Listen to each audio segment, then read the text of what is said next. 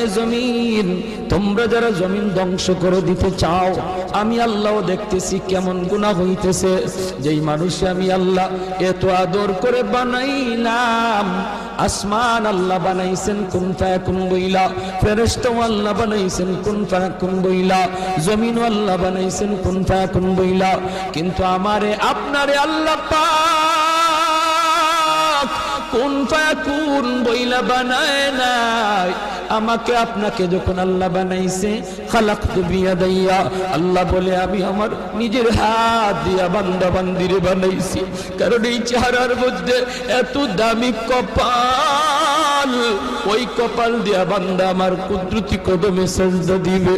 এই কপালটার এত দাম, এই কপাল কুন ফায়াকুন বললে হয় না, এই কপাল ফেরেশতাদের হাতে বানাইলেও হয় না, আমি আল্লাহ নিজের হাতে বানাইছি।